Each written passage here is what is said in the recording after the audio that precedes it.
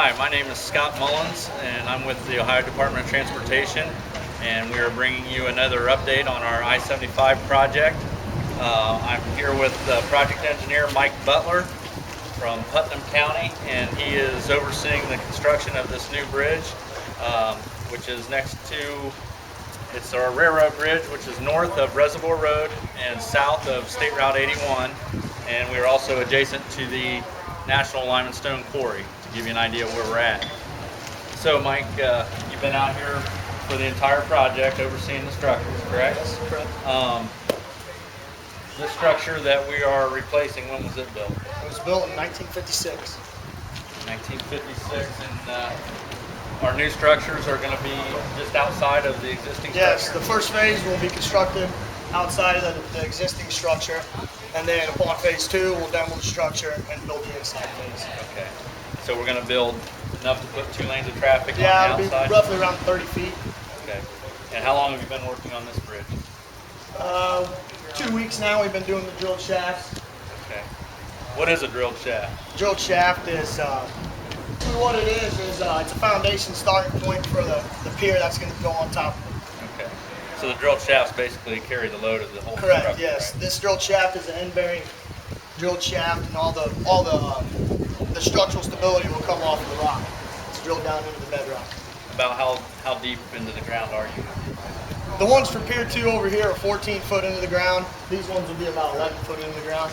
Okay. And you said part of that's into bedrock? Yes, correct. It'll be 6 foot rock socket minimum on both the Pier 1 and 2. Okay. And then we reinforce those with some steel? Yes, it'll be reinforced with epoxy coated steel, big steel cage basically. Okay. And then you fill them with concrete? Correct. Okay. And then on top of that, then we start building our footer for our piers or our abutments, wherever you're at. Yes. How long do you think it'll take to build this structure? Well, that just depends. I mean, once you start building the structures, it can get pretty tedious, but it depends on the manpower they bring out here. I mean, probably a month, maybe. At least a month? At least a month. Probably longer, maybe. More likely more than that, just depends. Okay. I think they're going to build one side at a time, so. But by this fall, then we'll have traffic running on the new. Yeah, that's the plan. Okay. Very good.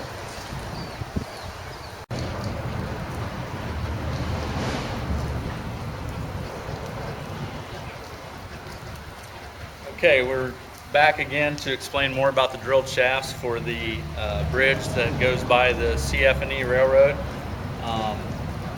We've got a trench dug here, Mike. You want to explain how the drilled shafts work and what all goes into this construction? Yeah, basically this trench here represents where the footer is going to be. That's going to sit on top of the drilled shafts and underneath the piers. So right there, that X represents the bottom of the footer and the top of the drilled shaft.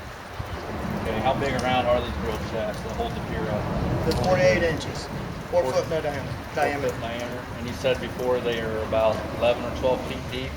Yes. The bedrock, the soil that we have on top of the bedrock is about 5 foot, and then our socket's 6 foot. So overall, our shaft length will be 11 feet. So we actually drill 6 feet deep into bedrock. Yeah, solid bedrock. Okay, and then these drilled shafts transfer the load of the structure onto the bedrock, which actually holds the bridge up. Correct. Okay. Okay, we're now looking at the equipment that's used to drill the drilled shafts for the structure. Mike, why don't you tell us a little bit about how this equipment works and what goes on? What you're looking at here is, it's essentially a giant auger. It's tipped with carbide teeth. It'll cut through the soil, and they're using the same auger to go down through the bedrock.